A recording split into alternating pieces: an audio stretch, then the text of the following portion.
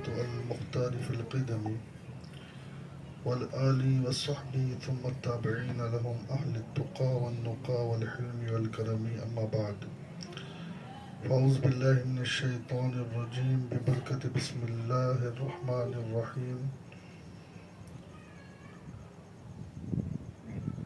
ولا تقولوا لمن يقتل في سبيل الله أموات بل أحياء ولكن لا تشعرون صدق الله العظيم پڑھیے الصلاۃ والسلام علیک یا رسول اللہ الصلاۃ والسلام علیک یا رسول اللہ الصلاۃ والسلام علیک یا حبیب اللہ الصلاۃ والسلام علیک یا حبیب اللہ الصلاۃ والسلام علیک یا نبی اللہ الصلاۃ والسلام علیک یا نبی اللہ الصلاۃ والسلام علیک یا نور اللہ الصلاۃ والسلام علیک یا نور اللہ وعلی آلک وعلی آلک وأصحابك واصحابک یا حبیب اللہ یا حبیب اللہ صلی اللہ تعالی صلی اللہ تعالی علیہ وسلم. علیہ وسلم.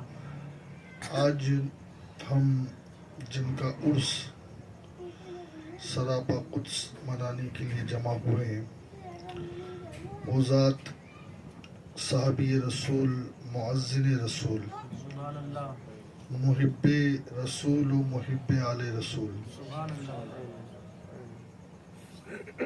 فخر حبشہ رشک حوران جنا حضرت سیدنا بلال رضی اللہ تبارک و تعالی عنہ وارضاہ عنہ کی ذات ہے. یہ حضرت بلال وہ مقام رکھتے ہیں، وہ مرتبہ رکھتے ہیں کہ جنہیں حضرت عمر جیسے صحابی یا سیدنا بلال کہتے تھے. وہ بلال کہ جب کعبے کی چھت پر چڑھنے کی باری آئی تو مصطفیٰ جان رحمت صلی اللہ علیہ وسلم نے کسی قریشی کا انتخاب نہیں کیا بلکہ اپنے بلال سے کہا کہ کعبے کی چھت پر چڑھو اور اذان کہو. وہ بلال جنہوں نے بڑی مصیبتیں مشکلیں اسلام قبول کرنے میں جھیلی، اور جب کسی نے پوچھا کہ اے بلال کیا بات ہے کہ اتنی مشکلیں سہ رہے ہو پھر بھی جھوٹ میں ہی کہہ دیتے کہ میں معاذ اللہ کو نہیں مانتا، تو حضرت بلال نے جو عرض کی وہ ہم سب کے لیے مشعل راہ ہے. حضرت بلال رضی اللہ عنہ نے کہا کہ کوئی بھی جب مارکیٹ میں برتن خریدنے کے لیے جاتا ہے مٹکا تو اسے ٹھوک کر دیکھتا ہے کہ اندر سے پوکل تو نہیں ہے. تو یہ میرا رب ہے جو مجھے چیک کر رہا ہے کہ بلال کتنا مضبوط ہے، صرف زبانی دعویٰ نہیں ہے. جب تک بکا نہ تھا تو کوئی پوچھتا نہ تھا، تم نے خرید کر ہمیں انمول کر دیا. ہم صرف باتیں کر سکتے ہیں، جو حضرت بلال نے سہا وہ انہی کا حق تھا. ہمارے اوپر اگر کبھی ایسی مصیبت آ جائے نا تو سامنے والا بولے گا ایک کلمہ کفر بول، ہم 10 بول دیں گے، لیکن وہ برداشت اور استقامت ہمارے اندر نہیں ہے. تو اللہ حضرت بلال حبشی کا صدقہ ہمیں عطا فرمائے. حضرت بلال کے بارے میں ایک بات بتانے سے پہلے ایک روایت، ابھی میں آیت ڈھونڈ رہا تھا لیکن ملی نہیں. انعم اللہ علیہم من النبیین والصدیقین والشہداء والصالحین، اس سے پہلے کی آیت ہے. تو ایک صحابی ہے جن کا نام ہے ثعبان. انہوں نے بارگاہ رسول صلی اللہ علیہ وآلہ وصحبہ وسلم میں عرض کی کہ حضور اللہ کا شکر ہے کہ اللہ نے یہاں آپ کی صحابیت کا رتبہ دیا، لیکن آقا فکر اس بات کی ہے، خیال یہ پریشان کر رہا ہے کہ مرنے کے بعد آپ کہاں تو کجا من کجا، اللہ آپ کو اعلیٰ جنت دے گا، اور مجھے جنت مل بھی گئی تو وہ جنت تھوڑی ملے گی جس میں آپ رہیں گے۔ تو اللہ کے نبی علیہ الصلوۃ والتسلیم کی بارگاہ میں انہوں نے عرض کی تو آقا علیہ السلام خاموش ہوئے۔ اتنے میں جبریل آئے۔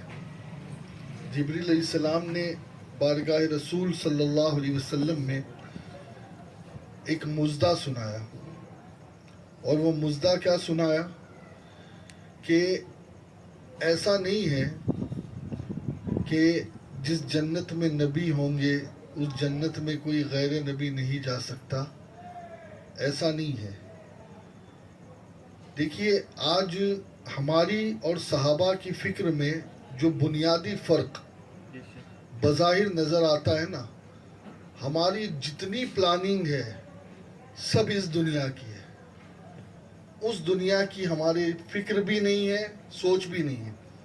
اگر میں آپ سے پوچھوں آپ نے ڈیسائیڈ کیا ہے کہاں آپ کی قبر بنے، آپ نے قبر کے لیے جگہ خریدی ہے؟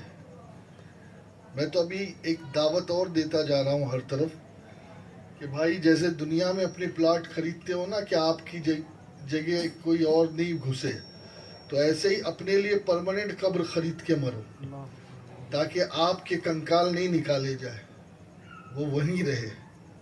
ٹھیک ہے نا، یہ بھی ایک فکر ہونی چاہیے۔ ایک ہی قبر میں 10 لوگ دفن ہو رہے ہیں، 20 لوگ دفن ہو رہے ہیں، اور کچھ جاہل لوگ من گھڑت حدیثیں پیش کر رہے ہیں کہ ایسا ہوگا 70,000 لوگ ایک قبر سے اٹھیں گے وغیرہ وغیرہ۔ تو آپ سے میری گزارش ہے، اعلیٰ حضرت نے اسے منع کیا ہے اور کہا ہے کہ جس قبر میں ایک مسلمان دفن ہو جائے تو پھر دوبارہ اس قبر کو کھولا نہ جائے، نئی جگہ خریدو، نئی جگہ لو، ٹھیک ہے نا۔ لیکن ہمارے پاس کیا معاملہ ہے کہ ہم اپنی اس دنیا کے مکان کے لیے تو کروڑوں دے دیں گے، لیکن وہاں نشانات تک مٹ جاتے ہیں ہمارے باپ داداؤں کی قبر کے۔ وجہ کیا ہے کہ ہمیں ادھر کی فکر ہی نہیں ہے۔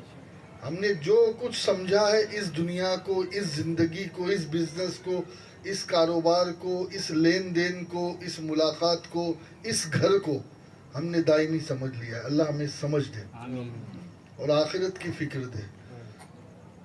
وہ جو صحابہ تھے نا، صحابہ، حضور نے ان کی تربیت ایسی کی تھی کہ وہ دنیا کا سوچتے ہی نہیں تھے، وہ سوچتے تھے صرف آخرت کا۔ اب میں آپ کو مثال دوں، پانی بھر دو، اس میں فل بھر دو۔ اللہ کے نبی علیہ الصلوۃ والتسلیم نے ایک مثال دی ہے۔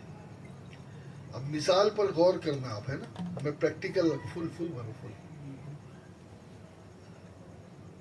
آقا فرماتے ہیں صلی اللہ علیہ وسلم کہ اگر کوئی آدمی بس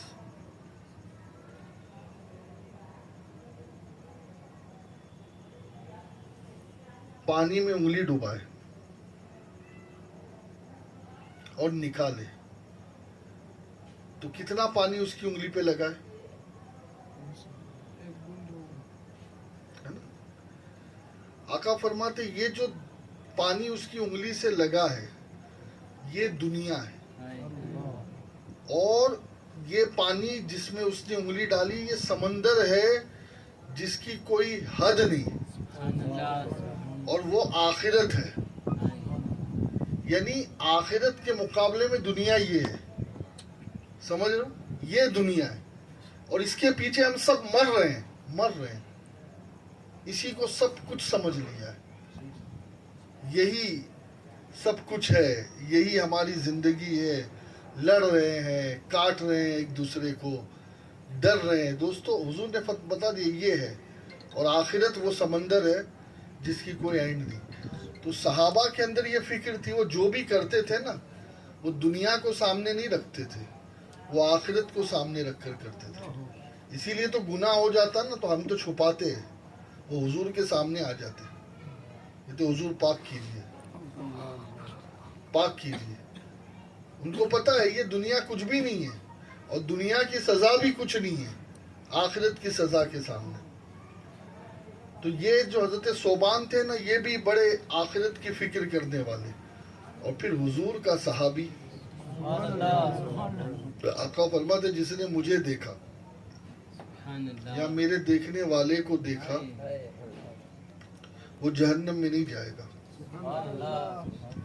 صحابہ بھی جنتی ہے اور تابعین بھی جنتی. صحابہ بھی جنتی اور تابعین بھی جنتی. آقا علیہ الصلوۃ والتسلیم نے ایسی تربیت کی تھی اپنے صحابہ. جس مسلمان نے دیکھا انہیں ایک نظر، اس نظر کی بصارت پہ لاکھوں سلام. اب وہ حضور کی صحبت میں رہنے والے تھے. حضرت شیخ سعدی تو فرماتے ہیں یا امام رومی، یک سالہ صحبت با اولیاء از بہتر 100 سالہ طاعت بیریا. کہ ایک لمحہ کسی اللہ والے کے ساتھ بیٹھنا 1000 سال کی بے ریا عبادت سے بہتر ہے. یہ اللہ والے کی بات ہو رہی ہے، ولی کی بات ہو رہی ہے.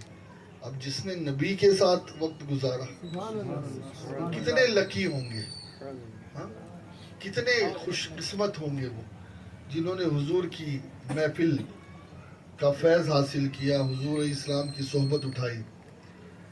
اب وہ حضرت صوبان رضی اللہ عنہ عرض کرتے آقا یہ بتائیں کہ یہاں تو آپ کے قرب میں ہے، وہاں تو دوری ہو جائے گی. مجھے یہی فکر کھائی جا رہی ہے کہ وہاں میں کیسے رہ پاؤں گا آپ کے بغیر. تو جبریل آئے جو سچے ہوتے ہیں نا، جن کے دل میں حقیقی معنوں میں محبت ہوتی ہے، تو پھر ان کے لیے اللہ راستے کھول دیتا ہے. جبریل آئے، جبریل نے قرآن کی یہ آیت سنائی نبی کو، سورہ نساء آیت نمبر 69. وَمَن يُطِعِ اللَّهَ وَالرَّسُولَ فَأُولَئِكَ مَعَ الَّذِينَ أَنْعَمَ اللَّهُ عَلَيْهِم مِّنَ النَّبِيِّينَ وَالصِّدِّيقِينَ وَالشُّهَدَاءِ وَالصَّالِحِينَ وَحَسُنَ أُولَئِكَ رَفِيقًا. آقا فرماتے ہیں، اللہ فرماتا ہے اور جو اللہ اس کے رسول کا حکم مانے تو اسے ان کا ساتھ ملے گا جن پر اللہ نے فضل کیا. یعنی جو اللہ رسول کی اطاعت میں زندگی گزارے تو مرنے کے بعد جن پر اللہ کا فضل ہوا ہے ان کے ساتھ وہ ہو جائیں گے. اور وہ کون لوگ ہیں؟ اللہ کا فضل کن پر ہوا ہے؟ انبیاء پر، صدیقین پر، شہداء پر، صالحین پر. اور کیا ہی اچھے ساتھی ہیں. ہاں، برے ساتھی نہیں، یہ اچھے ساتھی ہیں. اب آپ سوچ رہے ہوگے کہ میں نے یہ کیوں پڑھا، یہ آیت میں نے کیوں پڑھی. آپ کو پتا ہے حضرت بلال نے مدینہ چھوڑ دیا آقا کے وصال کے بعد. اور حضرت بلال تو حضرت بلال ہے، وہ تو اولین مومنوں میں سے ہے، سابقون اولون میں سے ہے. 4 لوگوں کے بارے میں علماء نے وہ کہا ہے، کہا عورتوں میں سب سے پہلے ایمان لانے والی سیدہ خدیجہ، بچوں میں حضرت علی، ادھیڑ عمر والوں میں حضرت ابوبکر، اور غلاموں میں حضرت بلال سب سے پہلے ایمان لانے والے. تو حضرت بلال چھوڑ دیا مدینے. اور حضرت بلال تو حضرت بلال ہے. حضور اکرم علیہ السلام کا ایک دراز گوشت تھا جس کا نام تھا یعفور. کیا نام تھا؟ یعفور. وہ گیا اور اس نے ایک کنویں میں کود کر جان دے دی. یعنی اس جانور کو بھی آقا علیہ السلام، ہم عام زبان میں اسے گدھا کہتے ہیں اس جانور کو عام زبان میں، لیکن چونکہ آقا علیہ السلام کا دراز گوشت تھا اس لیے میں اس لفظ کو وہاں نہیں استعمال کر رہا. ہم کسی آدمی کو جب مثال دیتے ہیں نا کہ یار یہ تھوڑا سا بیوقوف ہے، بدھو ہے، تو ہم اس جانور کی مثال دیتے ہیں. لیکن اگر اس جانور پر میرے نبی بیٹھ جائے تو وہ جانور عاشق رسول بھی بن جاتا ہے، اور اتنی سمجھ اس کے اندر پیدا ہو جاتی ہے کہ آقا کے وصال کا صدمہ وہ بھی نہیں برداشت کر پاتا۔ ہم اور آپ صحابہ تو اپنی جگہ ہے، سیدہ اپنی جگہ ہے، حضرت ابوبکر اپنی جگہ ہے، وہ جانور بھی حضور کے، اور حضرت بلال تو کہاں برداشت کر پائے۔ وہ تو اذان دیتے نا، تو ہم کہتے اشہد ان لا الہ الا اللہ اشہد ان محمد رسول اللہ، تو حضور کا چہرہ دیکھ کر وہ حضور کا نام لیتے تھے، اور جب حضرت بلال اشہد ان محمد پر پہنچتے تب حضور تشریف لاتے اپنے حجرے سے، تو پھر وہ کیسے اذان دے سکتے ہیں بغیر حضور کی دیدار کے۔ ادائے عشق محمد نیاز تھی تیری، کسی کو دیکھتے رہنا نماز تھی تیری، سبحان اللہ۔ یہ ڈاکٹر اقبال نے کہا ہے۔ اب شام چلے گئے، دمشق سیریا، حضرت عمر نے شادی بھی کرا دی کہ شاید اکیلا پن ہے، لیکن بیوی تھوڑی وہ کمی دور کر سکتی ہے۔ جو آقا کا عاشق ہے پھر تو حضور کا عشق ہی، حضور کی قربت ہی اسے چین دے سکتی ہے۔ اب دوستو وہی رہے، اور جب آخری وقت آیا، آخری وقت حضرت بلال کا، ایک مرتبہ مدینے میں آئے بھی تھے، آقا نے خواب میں بشارت دے کر بلایا تھا، بلال نہیں آؤ گے مجھ سے ملنے؟ تو گئے تھے، حضرت حسنین کریمین کے اصرار پہ اذان دینے بھی کھڑے ہوئے تھے، لیکن پوری اذان نہیں دے پائے تھے، بیچ میں بے ہوش ہو گئے تھے۔ کہا کہ میں نہیں دے سکتا اذان، اس لیے کہ مجھے حضور کی یاد آتی ہے، حضور کی یاد آتی ہے۔ عاشق ہو تو ایسا۔ حضرت بلال کا آخری وقت ہے، بیوی ساتھ بیٹھی ہے،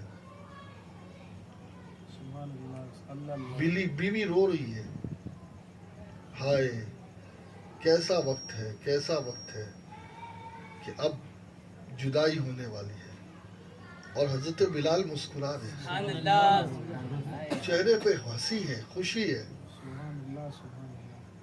لوگوں نے کہا بلال سب تو رو رہے ہیں، آپ ہنس رہے ہیں؟ سبحان اللہ۔ کہا میں مسکراؤں نہیں تو کیوں نہیں، کیا کروں؟ اس لیے کہ اب ان سے ملاقات ہونے والی ہے